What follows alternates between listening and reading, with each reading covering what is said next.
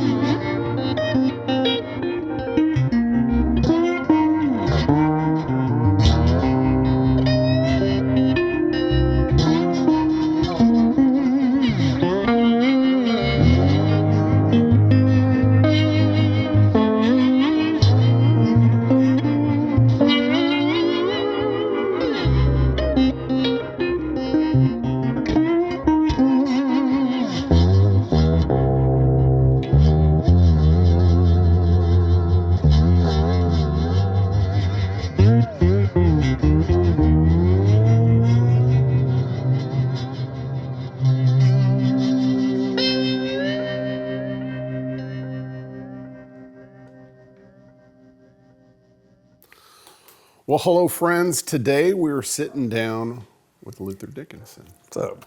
Veteran of the North Mississippi Allstars, past member of the Black Crowes, producer. You produce acts like, Samantha Fish. Yeah. And currently he just recently released a duo record with old JD Simo, and they're promoting that and doing shows right now. So thank you for letting us, sit down with you and chat a bit. My pleasure. Thanks for inviting me. Yeah. Well, first off, I'd love if we could talk a little bit about your dad. It's my favorite subject. Okay. So Luther's dad, Jim, piano player, record producer, kind of North Mississippi, Memphis kind of dude. Total Memphis dude. Yeah, and really, made a lot of things happen. And so kind of give us a little bit about your dad. So he was born in Little Rock. They traveled around when he was really young, but he moved to Memphis in the 50s, and he grew up, being a teenager in Memphis, Tennessee in the 50s who was into music. That's rock and roll heaven. It's the epicenter. Gets no better. Yeah. Literally listening to Dewey Phillips on the radio. And, he had one of two high school bands that played like rock and roll and blues on the high school circuit. Granted, he was 5 years younger than Elvis. So just say he was not, but he sang on the last Sun single, Cadillac Man, on the last legitimate Yellow Label Sun single. Wow. So he was younger than the original guys, yeah. But he grew up around it, and he saw Elvis, he saw everybody. Billy Lee Riley was really one of his heroes, because to my dad, Elvis was like,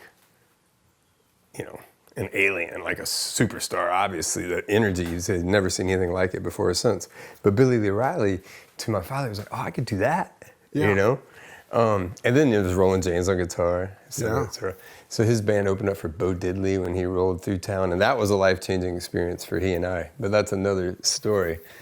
That's how, long story short, that's how Dad figured out open tuning. He'd been playing Bo Diddley's whole repertoire, his whole high school career. Yeah. But when he rolled through town, they were looking at his hands, and they were like, what is he doing? He's not even making chords. And they stayed up all night that night and just figured it out, like decoded open tuning.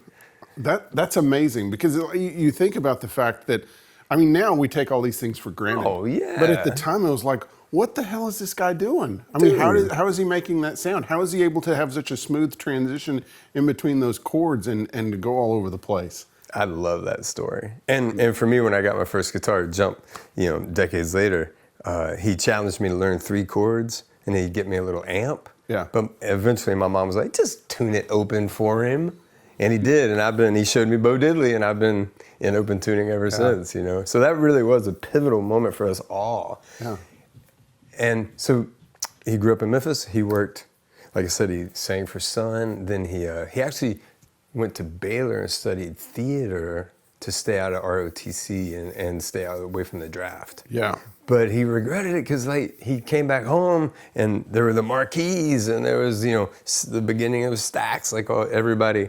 But then he went folk, when the first Dylan record, the Yeah. tape first, and he had heard a tape first, you know, everybody went folk, you know. And then so as a young folkie in the mid-'60s, they were bohemians, not hippies. He was a rock and roll greaser kid, Yeah. then turned folk bohemian. And then around that time, John Fahey, other gentlemen, Bill Barth, they were coming down from up north and discovering the blues guys. So check that out. Long story short, the Southern musicians loved the records, read the one book, The Country Blues by Samuel Charters, that was available. But the veil of segregation was such that the Southern kids didn't just reach out over the tracks and find Fred Lewis, Gus Cannon, Booker White, all. They're right there. All right there. Yeah. But these kids from North came down with just enough of an open mind, different perspective. And once the Bohemian kids and the bluesmen got together, Memphis blew up in the mid-'60s. And they started doing the Memphis Country Blues Festivals. Right. And There's some of those on YouTube. it's really good. There's one of them that starts with like Rufus Thomas with Yeah. and it's like with the Barcades playing with them, and then it's all these, you know, Furry Lewis and all these Booker White and Fred McDowell. Yeah. And Dad's playing with Sleepy John and Yank Rochelle and Hammy Nixon on that video. Yeah. They kind of edited him out. You know, it was like, oh, there's a white dude, go back. Yeah. But he loved, Sleepy John loved his piano playing. So the dad, he was friends with Stanley Booth, who was running around with the Rolling Stones writing a book, which he eventually did. It took him decades. The Stones were towards the end of their tour and their work permit was out, but they wanted to record in America before they had to leave, leading up towards Altamont. And they wanted to go to Memphis and go to Stax. Yep. So Booth called my father to help facilitate this, and Dad was like, yo, but they had to keep it secret. Yeah. And he was like, they had just been to Memphis, and this whole city was on fire still from it. Yeah. And he was like, you can't keep it secret in Memphis. You know, if you got to stay under the radar, go to Muscle Shoals, nobody will know who they are. Yeah. So that's why they went. And Dad met him there. And he played on Wild Horses. He played piano on Wild Horses because Stu wouldn't play a minor chord. Yeah. He was a boogie woogie player. Yeah. And he would not play a minor chord on piano. So Stu stood up. Yeah. And Dad slid on in there. Slid in there and got to play on a Stones classic. Man. Yeah. Then Wexler and Tom Dowd hired him and his band from Memphis to go to Miami and work for Atlantic. Yeah. So he worked with Jerry Jeff Walker and Being Free as my favorite record they did. Yeah. But the Aretha record, Spirit in the Dark, won a Grammy. That's a great one. They had some, oh man, they did that Sam the Sham, Sam Samudio. Yeah. And Dwayne Allman's on the scene. Yeah. So, and then that led up right to me being born. And then he started working with Ry Cooder. Yeah. It's just crazy. Well, it's crazy, you know, growing up in that kind of environment. But as a kid, Yeah. it's just not normal. Yeah, because you didn't know any different. I knew Yeah. Dad was cool, and I knew I loved music and always wanted to be a guitar player because he was always surrounded by awesome guitar players. Yeah. But it's just normal when you're a kid. It's weird. That's the funny thing. Yeah. So tell me about, I mean, like a lot of people, I love Ry Cooder, and I love how cantankerous he is, and he is so funny. I love his interviews. So what was it like just hanging? So Ry Cooder's at your house or whatever, you're kind of around Ry Cooder. What the hell was he like? To be honest, they recorded Boomer Story and Muscle Shoals. The rest was all in California. Okay. So Dad would go to work Okay. and come home, but he would have cassettes. You know, he'd have rough mix. I grew up listening to rough mixes of everything he produced or played. Yeah. That was the ritual. He would come home, we'd listen to the tapes. Yeah. It used to be reel to reels. Yeah. And then cassettes. Or they'd tour Europe and come home. You know, he'd tell stories about Keltner and Cooder and all the shenanigans of the road. John Hyatt was playing rhythm guitar. Yeah. But no, Cooder, let me see, I guess I've shook his hand twice. We've spoken face to face maybe 3 times, but we've talked on the phone a few times. I love Ry, man. Yeah. But he talked about that a lot, man. He Like what? I was just telling my friend about this because now we have kids and watching them shape their lives. When Dad realized that we were into music, he was like, "Oh no, You know, he used to discourage us. Like, don't do it. Just copy him. It's a hard life. Don't do it unless you have to. Yeah. And I never wanted to do anything else. And I was not even naturally talented. It was not a natural. I had a natural creative process, but not a natural musician. My brother was. But I knew I wanted to do it, and that could be a greater asset than the desire. And the focus. Mm-hmm. But anyway, so Dad, he was talking to Cooter. He's like, oh no, they want to be musicians. I'm like, and Cooter's like, no, man, encourage them. He's like, it's a worthy trade. It's a great craft. It's a skill. You can go anywhere and make a living as a musician. And I just told that to my friend about his kid. And I'm so glad he did, because it's true. Dad made his way in the studio. He didn't want to tour, but we've made our way on the road for the most part. But Cooter was right, man. And that mindset of, he is cantankerous, but when it comes to work, he's has a very good work ethic. When they would work like, you know, from 9 to 5, 10 to 6. And he called it a job at work. You know, he was very studious about it. It wasn't like to stay up all night and try and capture the magic.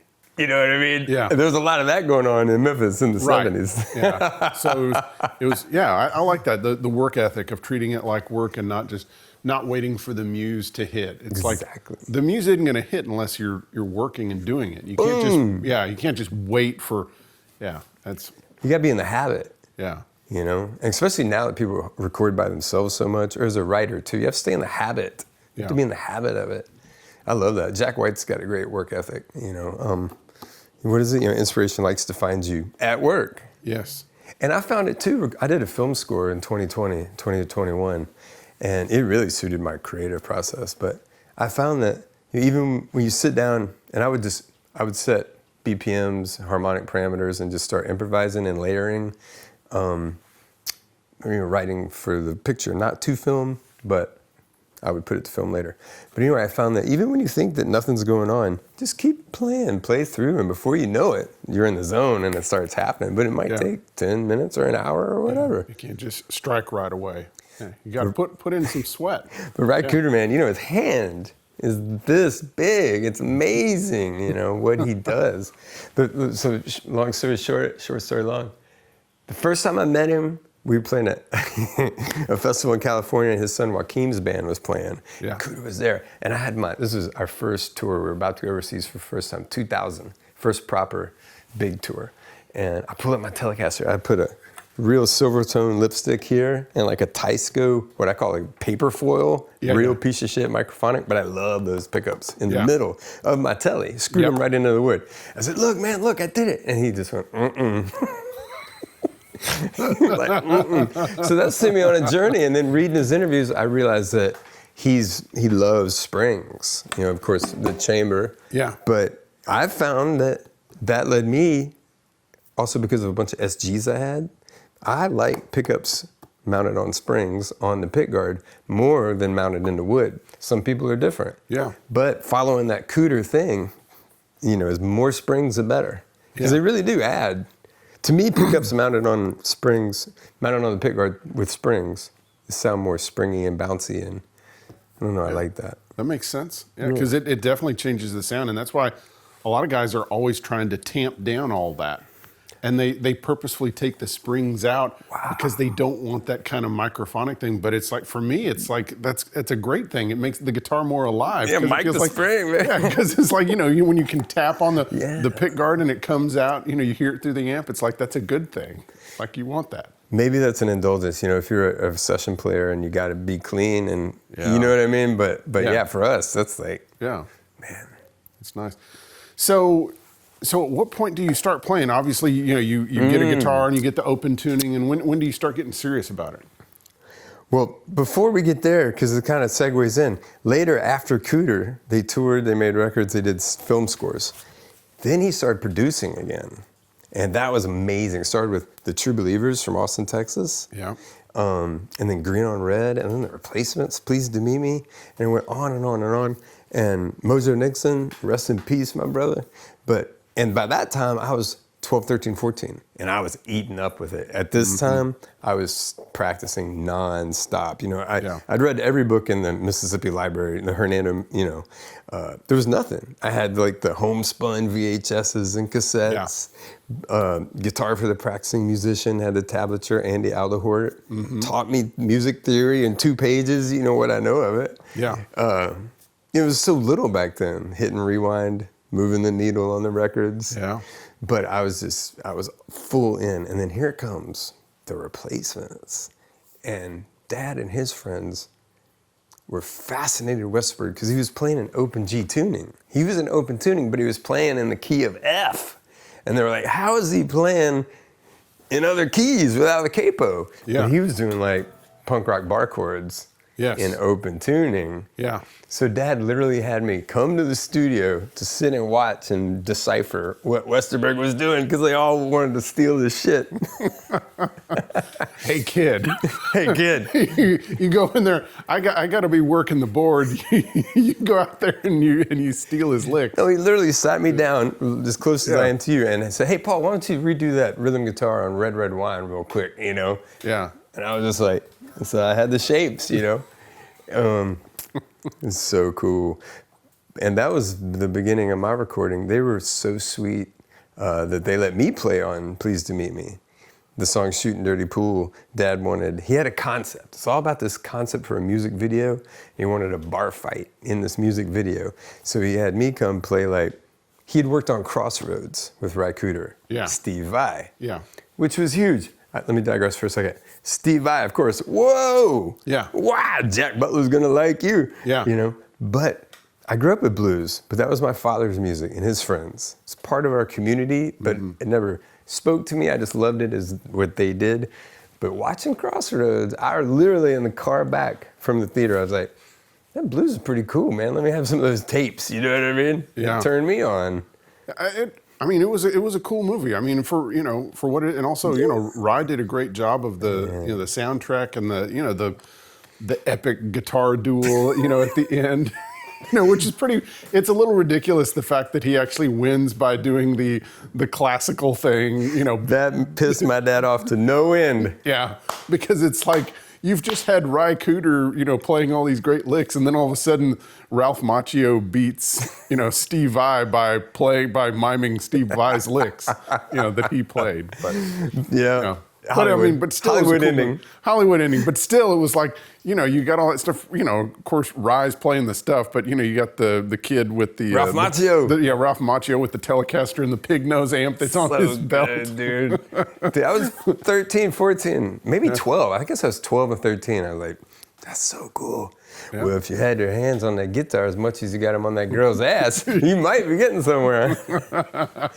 But so anyway, I had some Steve Vai tricks. Yeah. And Dad had me play just like comical heavy metal noises on the Shootin' Dirty Pool. Yeah. But that's how I became friends with Tommy and Paul. Yeah. And I just saw Tommy last week. We played a gig together. He sounded fantastic. Wow. I love those guys. Yeah. So what were you asking me? Because I had to back up. When did I start playing? So you start playing. You're doing the open tuning, and you kind of gave us a progression as you got more serious. So you've got credits as playing on recordings because your dad's including you on things. When did when are you out there playing gigs and making money and stuff on top of that? Besides, man, that's a great question because that was some great advice of my father's. By the time I was 16, so I practiced, and I started writing songs. And Dad, he was like, you can't play like say Dad, David Hood, that community of session players. The concept of being able to play, it was serious. Yes. And Dad was like, I'm not gonna bullshit you. Like, you can't play. Cody was a natural musician. Just Dad was his greatest champion. He could play anything from the time he was 12. But he was like, you're gonna have to keep practicing. I'm not gonna bullshit you. You just gotta keep working, Then when I started writing songs, it dawned on me I could write songs. And he saw potential in the songs, the creative process. And that I do have, that I can apply to anything, be it doing the dishes or putting a band together or producing a record or writing a song or whatever. that's just the way I like to think about things, make things, and organize things. So we started writing songs, and that's when Dad said, okay. So he booked a session with us at Sam Phillips, Roland James. Wow. Roland James, he recorded everyone's first session in Memphis. And sure enough, the Dad played bass, and we went and recorded like 5 songs with Roland. Started a great relationship with Roland. His playing on the Billy Lee Riley and the Jerry Lee Lewis records is insane. It's great stuff. It's fantastic. He was such a cool cat. I'm glad that in the last, that he has, gotten some credit, Yes. Well, anytime Dylan or Bruce Springsteen would come to town, they'd always go see him so anyway, so we started working with Dad, and when he cut those demos with us, he said, oh, okay, so as a producer, everything started shifting, like our relationships became more dimensional, because it became producer, not Dad. Yeah. And he said, oh, well, okay, this is a garage band. They have the typical problems any band has. I know how to help this. Yeah. So how am I gonna teach him? So let me play him through it. So he did not want to do this, but he had to. He booked a gig with the family band, Jim Dickinson and the Hardly Canned Playboys. That's great. It was true. Hardly Can Playboys. And it was brutal. He'd wake us up in the morning, summertime, wake us up early in the morning. We'd go in the living room, and he was singing through a solid state Sun amp. God, he was like, "You're out of tune. It's worthless." That gives me PTSD to being in a recording studio on the you're out of tune, it's worthless on the talkback. Fuck. Or my brother, he'd be hammering that we called it the Doogie Howser keyboard. Hated that keyboard. Yes. Rolling through the same Sun amp. Yeah. You're dragging, do anything but drag. It's okay to rush, but don't drag. Hammering the 8th notes, and it was like, whoo, brutal. But he taught us, and we started playing. And man, around a year or so later, he said, look, you say you want to do this, you've got you have a guitar, an amp, and access to a car. You say you want to do it, what are you doing? Yeah. Go do it. Get out there. And he literally put me out on the streets hustling, and I've been hustling ever since, man. Where were some of the places you first played in Memphis or just around, or North Mississippi or wherever? Nah, it was Memphis. I didn't discover the North Mississippi scene for another like 10 years, till the early mid-90s, Fat Possum Records. I mean, it was right in my neighborhood, but Fat Possum turned me on as much as anybody else. Yeah. But man, it was a great all-age scene in Memphis, the punk rock. We didn't really play punk rock, but we definitely utilized the whole punk rock scene of selling tapes and hanging up handmade flyers, and played the Omni New Daisy in Memphis. Every week they'd have their listing in the local paper, the Memphis Flyer, and at the bottom it'd say, local bands needed. And he just gave a place, man. Mike Glenn, bless his heart, just supported every genre, it didn't matter, gave the kids a place to play. The Antenna Club, the classic punk rock club that everybody played at, from Black Flag to Flaming Lips to G.G. Allen, but we'd have all-age shows.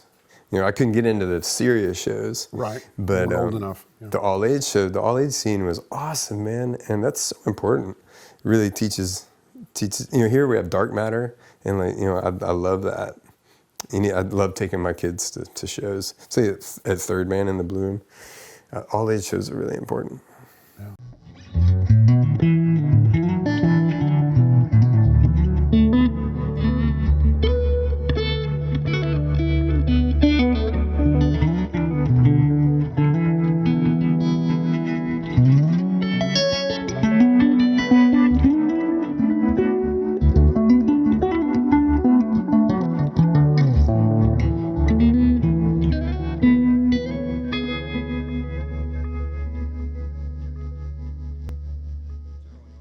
So let's talk about some of the teachers that you had also.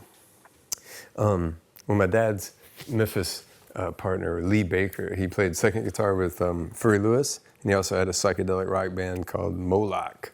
It was like very much like ZZ Top and doing the thing. But Lee Baker was a great inspiration. One of the, with a guitar, it's like you have electric and acoustic. You guys you got to give both sides love. You know, it's the yin and the yang. Neil Young's great at that. Yeah. Jimmy Page, so Alvin Youngblood Hart. Yeah. These are really actually pointed it out as a concept of the balance of both. But Lee Baker was huge early influence. Ry Cooder, huge influence.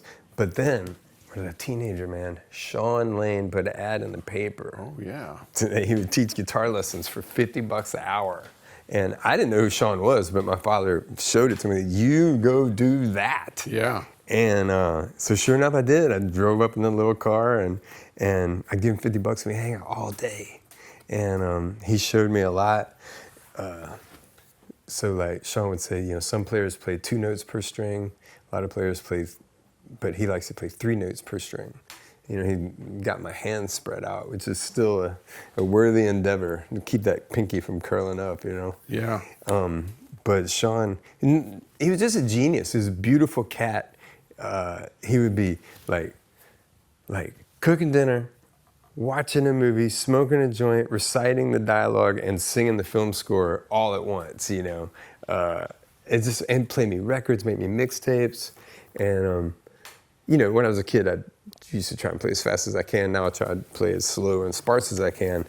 But Sean's so soulful with it, even when he was shredding. And, dude, you know, you learn from your elders, but you also learn from your peers. The competitiveness of, like, I grew up around Steve Solage. He was my best friend, who now plays in the Hold Steady, playing as Tommy Simpson's band as well. And also Eric Gales has been kicking my ass since he was 14. You know, I grew up in the same town with Eric Gales, man. And he's so good. And he's just, you know, such a wonderful place right now. His music is so fantastic. But Sean Lane was huge, man. And what he told me was very akin to something my mother told me. She would say that if you're trying to do something and you're having to force it, you're doing it wrong. Well, what Sean said the first time I went up there, he's like, what do you want to learn? I was like, speed and accuracy. And he just rolled his eyes like, oh, God. But he's like, if you're trying to do something and you find it hard, just find an easy way to do it. And the biggest example was he loved this combination of fingers. Like, he would not use this combination of fingers. Okay. And he said, you know, Paul Gilbert's great at it, but it was just never comfortable for Sean. Yeah. So he used this. So he just kept these tied together. And and here, I mean, there's Django, there's Jimi Hendrix, there's Junior Kimber. I mean, these are the, you know, home base. And then the pinky, he would use the pinky for everything else. And, you know, he would stretch as far as he could for his wide sweeps, sheets of sound, Seanisms. But that was a great example. And I use that all the time when I'm like arranging my guitar parts, you know, or finding the right key or the right open tuning or whatever, you know, like Dwayne Burnside taught me that, because I used to play heavy strings. He said, man, it's supposed to sound effortless, you know? And it's good to have the illusion. You don't want to fight. You don't want to have people hear you fight your guitar, you know? But it was really good advice that Sean gave me. And then later he hired us to learn his material, and we would back him up. Our band would back him up in Memphis. And having to learn, he put out the Powers of 10, and then he started playing with Jonas Hellborg. And we had to learn the first record with Jonas and the Powers of 10. And having to learn that, like, opened my ears wide open. And I had to, like, I'd been studying records my whole life, but to learn that stuff really got intricate. I got better with my ears and transcribing things and learning the minutia of what music is doing. But we got burned playing with Sean, and at that point, I became fascinated with R.L. Burnside and Mississippi Fred McDowell. Yeah. And I'd already been friends with Otha Turner and making records with Otha Turner, the fife and drum musicians. And I'd known about Fred McDowell my whole life, but I was fascinated with Fred. And I took the ability to transcribe things that Sean taught me to Fred. And that was what led to the North Mississippi Allstars in '96. I couldn't take it any longer. I just couldn't write for the rock and roll band that we had anymore. everything I wrote was like super rootsy and simple, and all I wanted to do was play hill country music, be it R.L. Burnside or Junior Kimbrough or Other Turner or Fred McDowell. But what Sean taught me, I wouldn't have been able to really get as deep into Mississippi Fred or Burnside without the discipline that Sean taught me and like opening up my ears. Yeah, and it sounds like he didn't just he didn't just give you a short lesson. I mean, it's kind of like you hung with him, and he's kind of giving you philosophical things, and he's kind of showing you how to do it. You're kind of sponging up all these He's a sweetheart, dude. Yeah. And we'd sit, he'd talk about shredding with me, and he'd say, but then Jimi Hendrix, and sit and play Hendrix, and just like show me how soulful Hendrix was and how he appreciated that and could do that as well. But no, yeah, he played me. He turned me on to Cannonball Adderley, turned me on to classical music so much. Indian classical music, there's so much, man. And Sean was a really great cat, a great friend. And we hung out together a lot. And the thing was, it's funny, when you're a teenager, you think people are old, but they're not. Like, he didn't live that long. He was really young. Yeah, I was so fortunate. And it's funny, there was one night at Colonel Bruce Hampton's show years later backstage at the Omni New Daisy Theater, and I was sitting, me, Colonel Bruce, Sean Lane, and R.L. Burnside. And it was just the best. I was seeing that last night. Like, what a moment of like two of my greatest influences, And my dad used to say, speaking of Burnside, like, just because it's simple doesn't mean it's easy. You know, like, you watch that video of him playing Jumper on the Line. What he's doing is so complex, and the groove is so ferocious. That night Bruce and Sean and I were joking about the diminished augmented, and RL, I looked over at RL, and he was like, "It's all E to me." Yeah. But that really sums up the whole experience. Yeah. A lot of people know you, of course, from the North Mississippi Allstars, but also they know you from the time you played in the Black Crowes. Yeah. How did that come about? Man, we played with the Crows a couple of times. We opened up for the Crows. We opened up for them at Madison Square Garden when Mark Ford was back, and became friends with Rich. And we did a side project called Circle Sound. We played maybe 3 or 4 shows. And when Mark quit, and it took a little bit of time, but they hollered at me, and I was like, sure, let's do it. Let's do it. It was really fun. Yeah. And what was even great was like we started writing. And they wrote some great songs. We did War Paint and Before the Frost, After the Freeze. And man, the project we did at Levon's is really, really, really cool. They wrote some great songs. It was really fun. Yeah. But I did sign that NDA, Yeah. I did sign what Gorman did not sign. Gotcha. But dude, they were total, for the most part, 95% of the time, total professional gentlemen. It was really great. And it was like playing a rock and roll orchestra, It's fantastic. Yeah. Were they as loud on stage as you hear about? Good God, say what? Yeah. Fuck. Sven and I, man. I learned from Sven, because he was moving and walking so much that if I played the low note of the chord, like a power chord, it clashed with him. Like, growing up a studio cat, you get really sensitive to clams or clashes. Right. I was like, fuck, man. I was like, I know a lot of players that are just plowed through, but I just can't help but try to make it sound as good as possible, and, to my ear. So I quit playing the bottom, the root, and letting him handle that end of it, at least because Lord knows, Rich was hammering it down himself. Yeah. And I asked Derek Trucks about that, and he said, yeah. He said when he was playing with Clapton, he never even hit the A string, much less the E string. But it was loud, but it was fun. It took me a while to get my bearings. It was the beginning of my journey of playing clean. The only way I could figure out to cut through that sound was they gave me Rich gave Chris a 3-5, and Chris gave it to me, and my first 3-5. And then I had one SG I liked, and between those two, and I had a Fuchs that was 150 watts. And I had a pedal board, but I pretty much just plugged straight in, and I settled into like this clean sound that cut through to a fault, really. I should have been more varied. Like, it's a Strat song, a Telly song. Yeah. But, you do it long enough, you're like, well, that's what Mark did, or that's what Audley did, and just doing my thing, And Chris liked it because he was such a deadhead.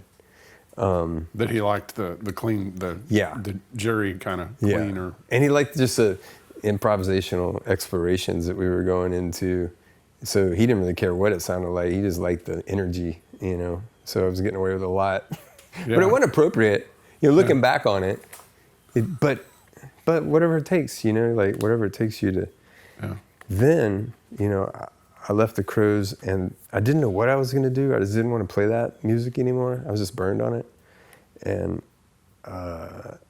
but thankfully, Phil Lesh started calling. Yeah. So then the clean sound journey goes even deeper. Because thank God I'd heard the Grateful Dead hanging out on the Black Crowes bus nonstop. But my whole life, I was all Jimi Hendrix and Allman Brothers. And my friends and I would fight about it. We appreciated the fruits of the parking lot to no end. Like Grateful Dead tour, supplied our whole youth culture of, whatever recreational situations we needed. But I always sidestepped the music. All my friends listened to it. Fish and the Grateful Dead, and I was always like, because I'm really easily influenced. Yeah. So very careful of what I listen to. So all Hendrix and the Brothers for me. And I remember tripping balls in my bedroom, being 18, listening to that. Tom Dowd did the remastered Live at the Fillmore box set, CD. Yeah. And I was like, that's what I want to do with my life, And dude, I should have dreamed bigger. But anyway. So you get into this thing. So with the Crows, you're, to cut through, all of a sudden it's like, because if you do the same kind of, distorted thing, it's like you're not going to cut through because it's like it's all taking up the same frequency range. So at least by being clean, you have that attack and everything else that you can. That was the only way I could get comfortable. Yeah. Ooh, then we did the acoustic tours, and I had a 125 Gibson, old with a really nice P90 in it. That was my favorite. Yeah. But yeah, playing clean is great, man. I really love it. And then I had two daughters, and they have no tolerance for dirty guitar. Really? No tolerance for aggressive, dirty guitar at all. And I was like, well, thank God your mom liked it. Yeah. Otherwise you wouldn't be here.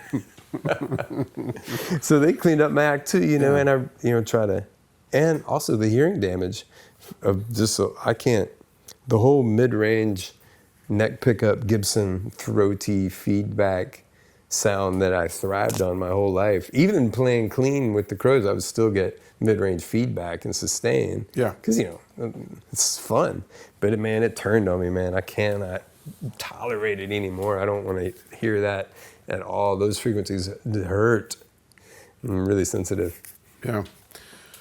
So tell me how you got into production. So how do you end up, kind of starting to produce some records? Well, the first thing I ever did was... Because I guess you're following in your dad's footsteps. Yeah. The first thing I ever did was Otha Turner. And he was we met when I was a teenager. We actually met the day I played that first show, the Hardly Came Playboys. Yeah. Our family band's first show. Wow. His family band was playing, and we became friends that very day. And I would go and record him, and then I had a little opportunity with my friend David Katznelson to put a record out. So we took our ADAT machines down and set them up in his barn and had mics out in the trees. And so started producing. It was that creative process. Really natural for me. And we always had like a 4-track or a little 8-track or a little home studio. So we were always recording. And being the son of, being second generation, third generation, what you have to look out for is a sense of entitlement, There's like the youthful confidence that is part of rock and roll, but there is definitely a thing where you're like, yeah, of course I can do it. Let's do it, But that's what being second generation anything is. Yeah. Be it sports or science or accounting or whatever. Because you've grown up with it. It's not new. It's like you're comfortable in it. And you see that it's easy. If they can do it, if they can do it, we can do it. Well, also, and you've already seen how the paths and the way to get to places. Exactly. It really helps. Yeah. But shit, what was the initial question?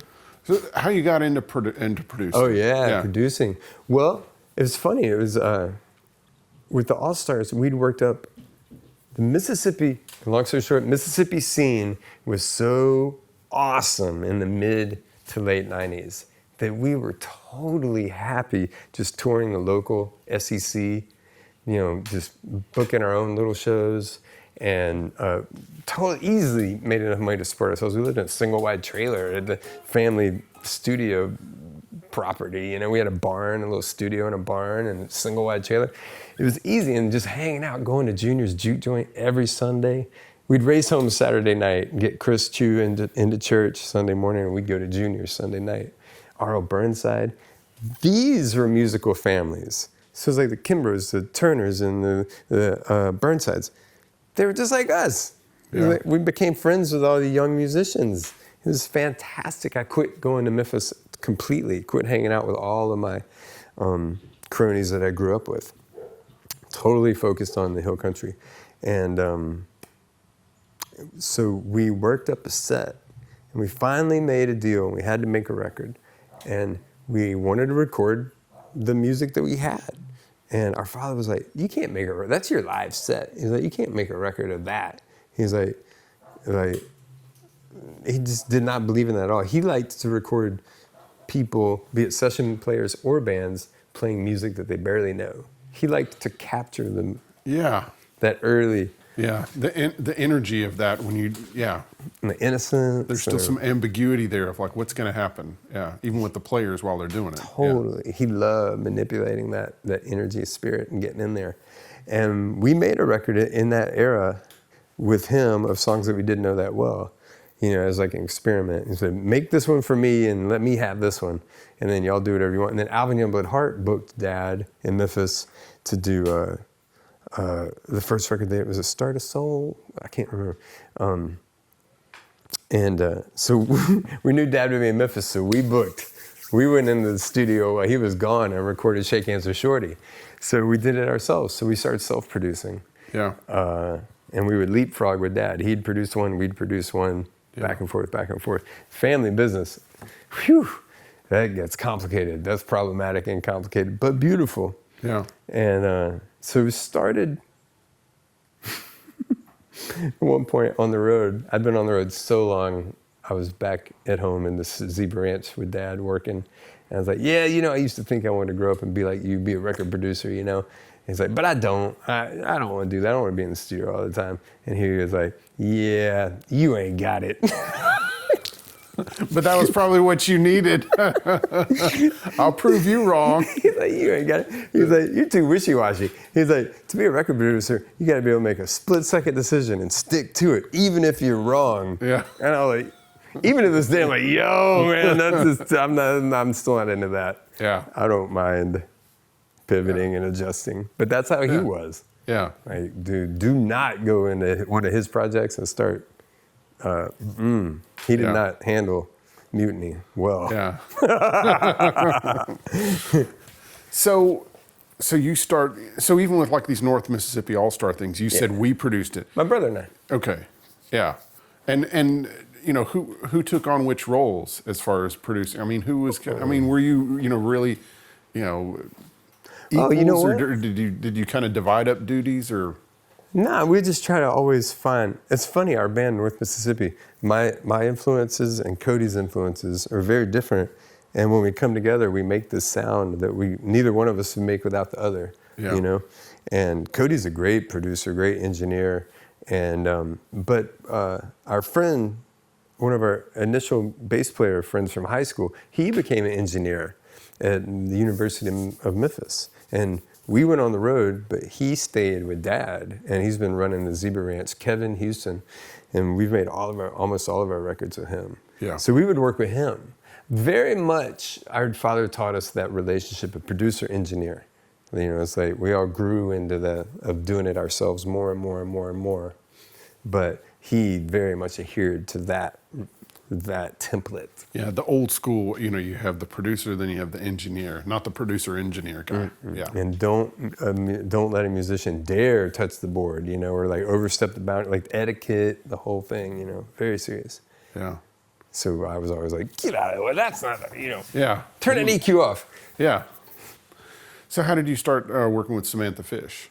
Man, Ruben Williams, her manager, is a beautiful cat, really a magic man of making things happen. And Ruben hired me. Yeah. You know who really, Jim Lauderdale, Yeah. I think he was the first to ask me. I would produce my friends, and especially once my father passed away in 2009, started doing it more and more. And started producing my friends, and then Jim came to me and really helped. And then I met the Birds of Chicago. Because Jim Lauderdale he's very prolific. I mean, he's done so many albums and he's worked with so many producers, and so you're going to get a lot. You're going to learn a lot working with a guy like that because he's seen so many different ways of doing things. So fantastic. Yeah. And he just liked our vibe. He liked our studio in Mississippi. Yeah. And then I took him to Royal, and we worked with Boo. Wow. And he brought me here to Nashville to work at RCA. So we had a really great run collaborating. Yeah. Jim's a beast, man. So we were at the Zebra Ranch. He had Spooner Oldham, David Hood, my brother and I, the engineer. Like, it was an expensive session. It was a full-on session. And he had a voice memo of like a musical idea and a title. And I looked over at his lyric sheet, and it was just the title. And he's just running this whole session like we're coming up with the arrangement. Yeah, and he's improvising too. The whole time. All the lyrics. The whole time he's improvising. Wow. And we're keeping every take, and every time he's just writing more and more. And and then he comes back later and finishes the lyrics. Once we get the band track, he's really good at it. Yeah. But that was really cool to see the balls it takes. Like, I'm just gonna have a title, and I'm gonna riff every time we go through it, and then I'm gonna, And so I guess he would come back then and do a final vocal then. And what was so really impressive was the quality of the lyrics that he finished with. Like, really good. Like, he really not just filling in the blanks. He's a pro of the highest caliber. Beast. He's been doing it forever. How did you move to Nashville? How'd you move here? Man, we once we started dealing with school with our daughter, and then our second daughter, we were commuting 40 minutes one way up to Memphis and back. Yeah. And man, we just couldn't do it anymore. And we didn't want to move. I'd lived in Memphis before, but we didn't want to move back to Memphis. It had been a lateral move. And so we started looking around, and we came here for schools. And we didn't, it took a while to settle into the school, but what we did find was a group of like-minded people who had all come here looking for the same thing for their family. Yeah. And it's a great place for families, man, especially musical families. Yeah. Because it's not like, I'm gone all the time, and it's a shared experience for my wife. She's not the only mom there by herself, or, you know what I mean, et cetera. Yeah. It's very much more of a common. A lot of our crew now aren't musical families, but it's still, everyone came here looking for a type of alternative type of. Then we started homeschooling in 19 before 2020, so we were ahead of the game. Now they're back in school, but we've just been exploring raising kids is tricky. Yeah, it is. It's not for the faint of heart. And 2 daughters, total different experience. Yeah. Which I'm thankful for. Yeah. If I'd have had 2 boys, there would have been no way to avoid constantly comparing it to my experience with my brother, Cody. Yeah. But it's just all new territory. And they'd be finding different ways to get into trouble too. So, ways that will surprise you. Yeah. So what did you think? Because Nashville, I think it's pretty well known now that Nashville has so many different musical styles and so many different players here that it's like you could do any kind of session here because there's so many good players and such. Did you feel pretty at home pretty quick here? Man, what really is fantastic is the infrastructure. Like whatever you need to do, you can get it done here. Yeah. And whatever you need to get fixed, or like say back to 2020, whatever you need to sell, somebody here is going to buy it. Man, I sold so much stuff in 2020. Yeah. It was fantastic. Yeah. But I haven't tried to break into I've become such a like, you know, an indulgent artist type of player. You know, like I can just do what I can do. Like I've become a flavor player, you know what I mean?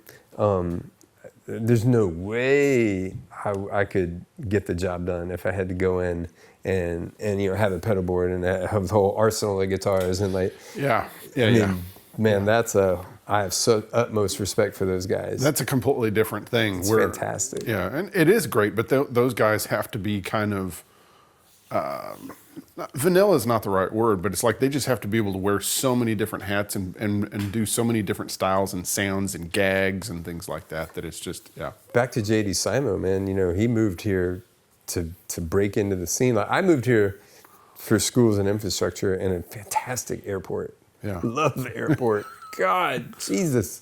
Direct flights everywhere. Yeah. Oh. Now. Yeah. Oh, it's fantastic. Yeah. But JD, like he lived it. He did sessions. Like he did. Yeah. He went in the hard way. And look at him, man. He's like such an individual, such a beast, man. You let him free reign to do his own thing, man. Yeah. How did y'all meet? I heard a reputation. His reputation preceded him. I started hearing about Simo as one of the only bands. I was out west in the Bay Area, and these young kids, rockers, were talking about Simo because they would break the 20. Like one of the only bands that would jam for over 20 minutes. Break the 20. Break the 20. About? Yeah. And then, what does that mean? Back then I was still on Instagram, so I reached out and we became friends and go over to his house. And as soon as I met he and Adam, I just felt like, oh man, like these are my dudes. Like, yeah. Felt totally comfortable. Yeah, I've done a couple of sessions, a handful of sessions, and that's cool. But jamming down in JD's studio, man, that's bonkers. So when did y'all get the idea to do a record together? Man, personally for me, well, musicians, we have like orbits, you know?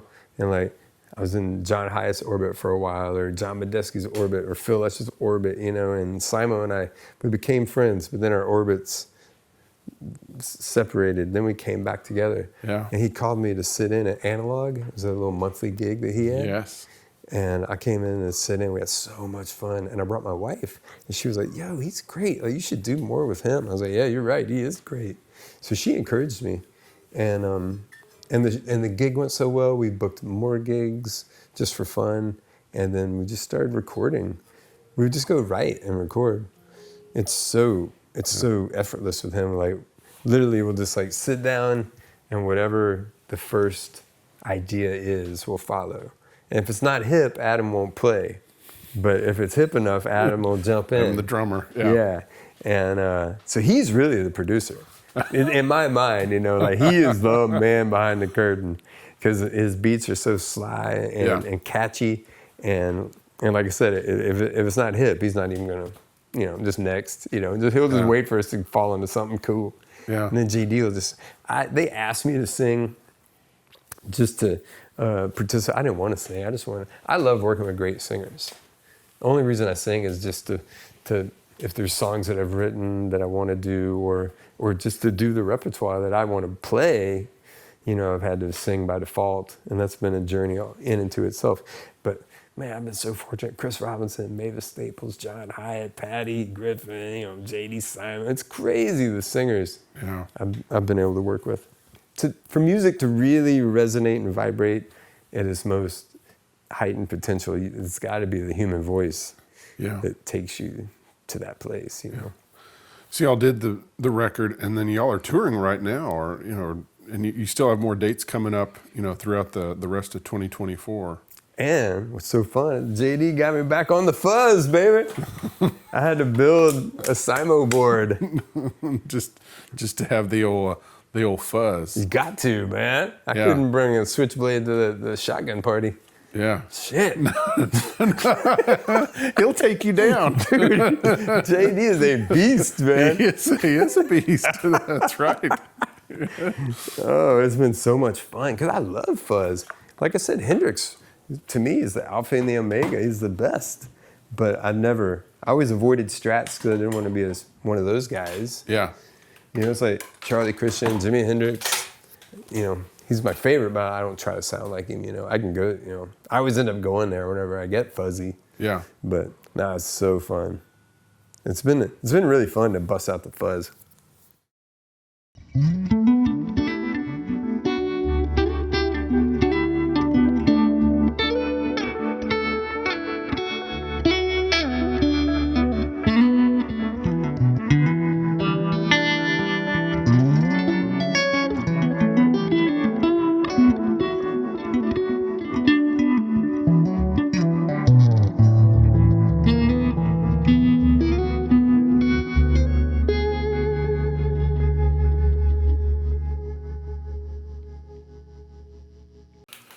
All right, we're going to talk gear.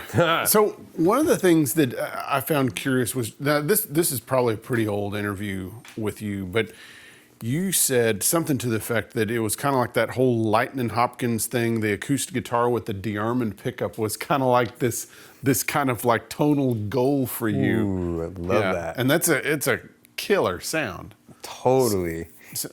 And I've got a couple of those. I've got one with flat wounds on it right now, an old Harmony. Yeah.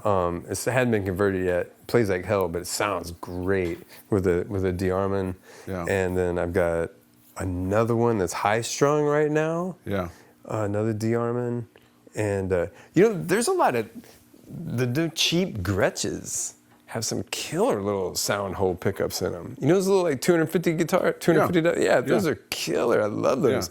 Yeah. That's a really inspiring little parlor guitar. Yeah. And when you said converted, what do you mean by that? When you have Well, say Baxendale, the Harmony conversion. Yeah. Okay, yeah, where they take the ladder bracing out and they make it X braced. Okay. Huge fan of that. Yeah. Yeah, I had a Sovereign for a lot of years. Oh, it's on the cover of my rock and roll blues record. Yeah. I'm in a kudzu patch holding up Baxendale conversion Sovereign with a DeArmond. Yeah, Lightning Hopkins. Nice. But I never took them on the road. They're so microphonic. And good God, to plug one, into a DI, that's way too hazardous. Yeah. So you've kind of gotten into the kind of stratish solid body thing, and it looks like you're using like these wide range kind of Lawler pickups. Yes, the Lawler Regals, the wide range. And my friend Steve Selvage turned me on to the parts caster concept, because man, I always wanted to play a loud-ass, wild electric guitar, but have it set up and felt like I was finger-picking an acoustic, like where it responded like an acoustic being finger-picked and open tuning and playing slide. But I wanted my slide to be able to like emulate like Hendrix's whammy bar. That's what I went for distorted slide. Yeah. Feedback slide is I would always think about Hendrix's whammy bar. So I followed the Gibson route. Yeah, because it just made sense, I had a 125T, et cetera, et cetera. My father's 175 from the 50s was fantastic. We designed the LD, the Luther Dickinson. It was a 335 semi-hollow with P90s, but it was beautiful with a Bigsby for Cooter. Yeah. But I wasn't happy with the way it didn't resonate the way I wanted to. So we designed another one, which turned into the 330L. It's black, beautiful black, fully hollow, full scale, 335 with humbuckers and a Bigsby. Now that guitar is a beast, man. If you're down to control the feedback, man, especially tuned down half step to E flat, that guitar sings like a bird. And they were not able to put my name on it for Gibson political reasons at the time. But anyway, it was like the opposite of the Luther Dickinson 335. And after years and years of Gibson, Selvage turned me on to the wide range pickups in a Fender type of bolt-on guitar, and it changed my life. And like I said, I was already looking for a cleaner sound, and the Regals, I love single coils, but I can't be running around dealing with the static and the buzz and the hum, But they're civilized. They kind of sound like a more civilized Goldfoil almost, or like a DeArmond. Yeah. They got a really clear quality that I really, really like. And the Fender scale, man, it suits low tune to finger picking super. I'm completely converted. So my friends and I started making vibratone. We did this one from scratch. This is the Rufus. This is the first one. We're building the second one right now. We've been doing parts casters of all sorts. This is my open C vibratone. It's nice. just yeah. Where are y'all painting these things? Here in town, my friend Chris does it. Yeah. You know, but we designed this and built it from scratch, and it's changed my whole trip, man. I still love Gibson, and I've got my 335, the one that the Crows gave me, and my favorite SG, and I take those on the Almond Betts revivals. 'Cause, you know, once again, appropriate tool for the job. Yeah. You know, it's perfect. But for my own thing, I've been loving these. Yeah. And then you've used these little pedal boards. So I mean, we've got a couple of them here, but this first one that you're plugged into, this would be kind of like your ground zero pedal board, where it's just a tuner and a Boss, delay. Yes. And the one spot. And the one spot. Yes. This is what I use for the North Mississippi Allstars. For years, I was hooked on the Switchbone, a discrete tuner out, beautiful ground and polarity switches. It's fantastic. But with the Allstars, I just keep downsizing and downsizing, make it easier, simpler. So I have two of these on stage at any time. Yeah. So and the Polytune you can see in the sun. Yeah. It's a game changer. Yeah. You know, how many times have you been at a festival like trying to... You can't see anything. Yeah, and you're like, hey, can we get like a piece of cardboard or something and get it where I can see the readout on my tuner so I can tune my guitar? Yeah. And I love all delays, but it's like playing through Fender amps, Marshall amps on your backline. It's like you can get them anywhere.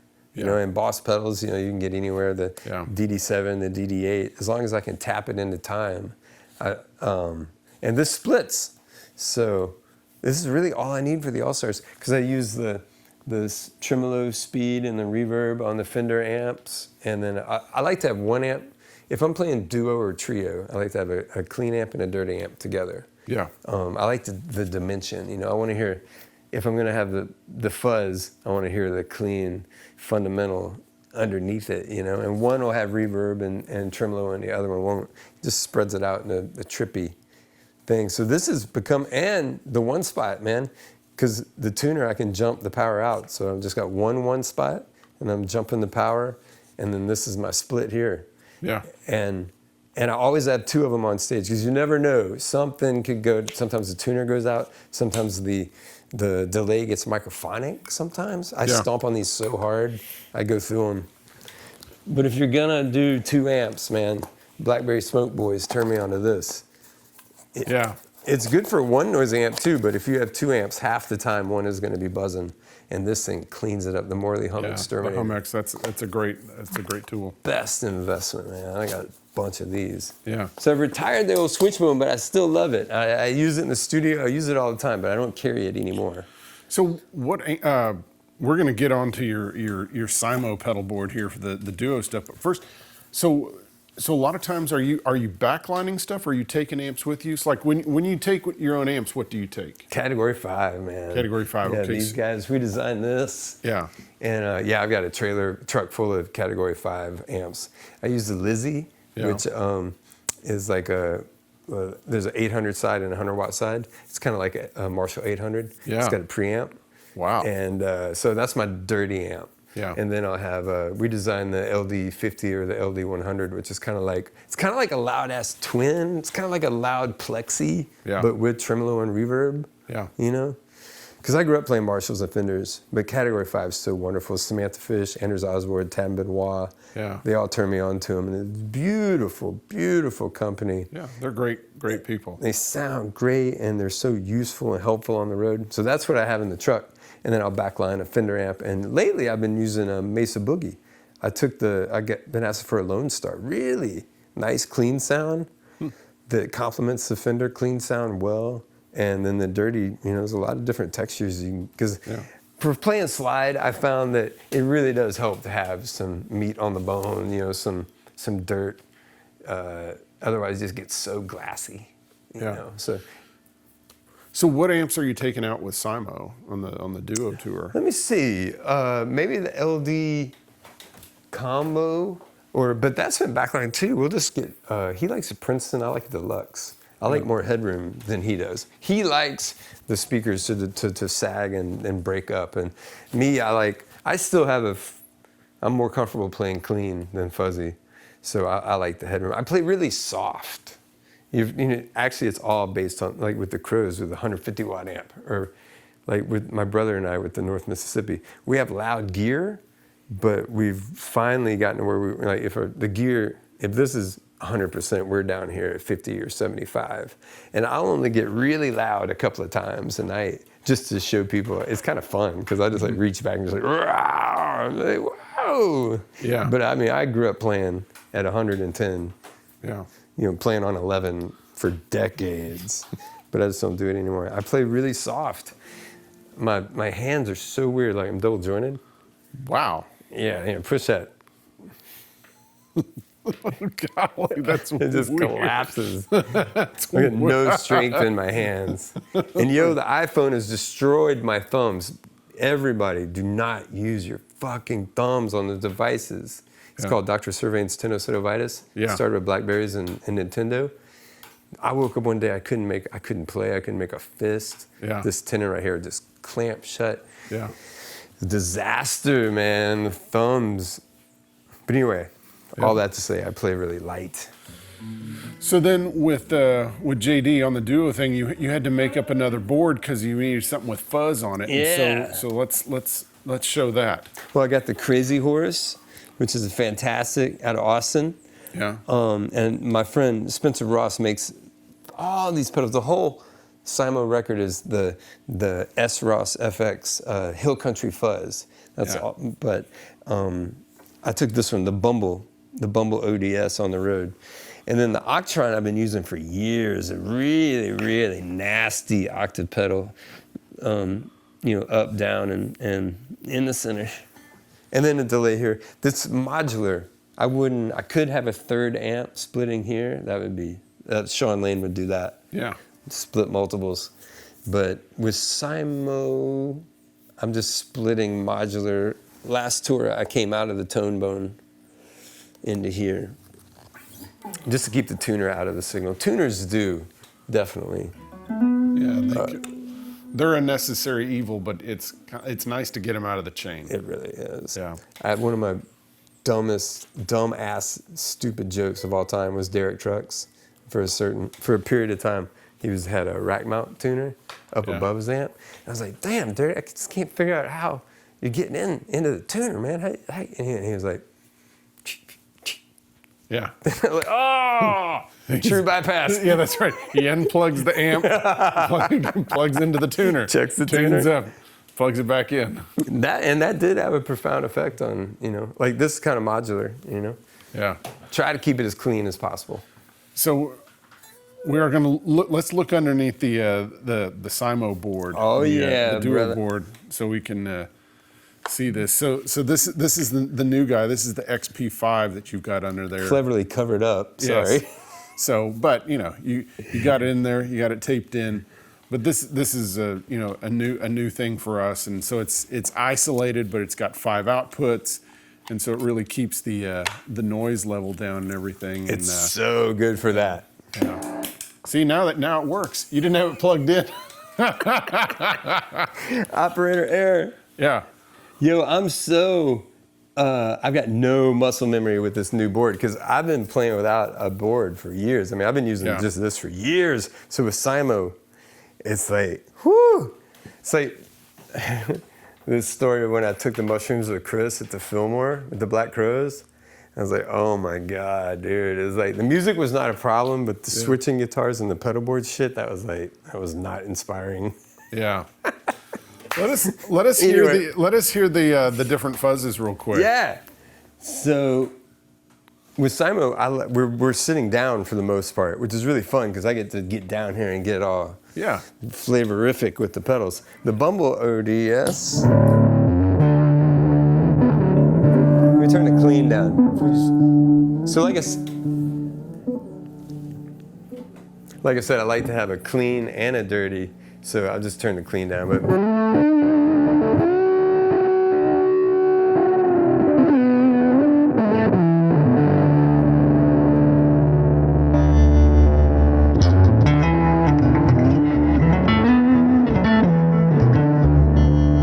the Octron by itself.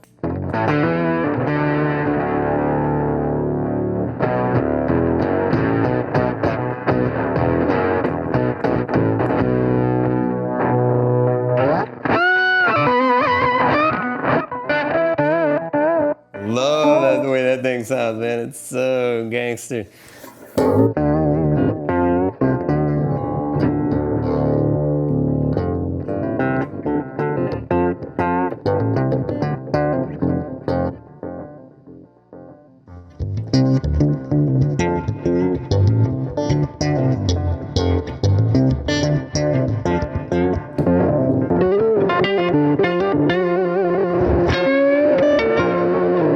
See what the Crazy Horse got going on.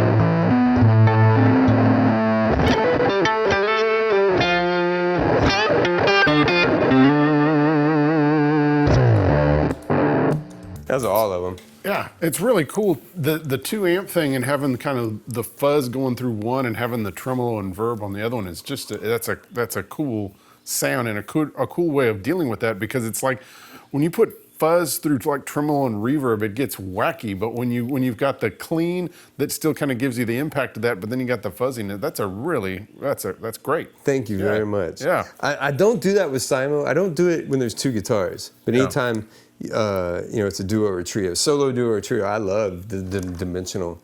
It's funny hearing Bukovac. I mean, oh God, man, he's so much wisdom, But he talks about pedals, and he says he doesn't like to hear the natural guitar coming through the distortion pedal. Yeah. But that's one of the things where I'm like, I like it. I like the dimension.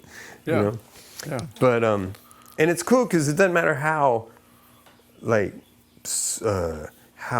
what's the word? How mutated the note gets, or how not muffled, but how. Yeah, I'm sorry, lost it. I lost how it. affected and such. Coffee. Yeah, coffee. Need coffee. Espresso. So you've got the tour going on with JD. You're gonna do that, and what else do you have going on in 2025? Man, I turned 50 last year, and my resolution was to finish all the projects I had on the back burner. Yeah. And man, it's been a bunch of stuff is coming out. My children's record came out with that on the cover. Magic music for family folks. I made with my kids, for my kids. Mainly songs that my dad taught me. So that was a cool one. The first one I finished, because it had been just simmering for years and years and years. The JD record came out, but we made that fast. We weren't even trying to make a record. We were just having fun. Yeah. I have an ambient drone kind of record I made with my friend David Katz-Nelson called Gravel Springs. Crow's Nest Meditations. Just last week, I made a record with, I did a live recording with Medeski and Johnny Vodakovich and Dominic Davis down in this museum in Ocean Springs, Mississippi. And that came out last week. It's called Mississippi Murals. It's beautiful orchestral, no, not orchestral, but instrumental project. And Medeski really showcased on that, playing B3 and piano. So those have all come out. And because I finished them last year. Yeah. And that really felt good. And next year, 25, is the 25th anniversary of the North Mississippi debut, Shake Hands with Shorty. So we've been So that's the problem with homemade guitars, man. You just can't. Our logos, we can't keep nothing nice, man. Fucking screws would be. You gotta have a screwdriver handy. Always. Yes, you always gotta.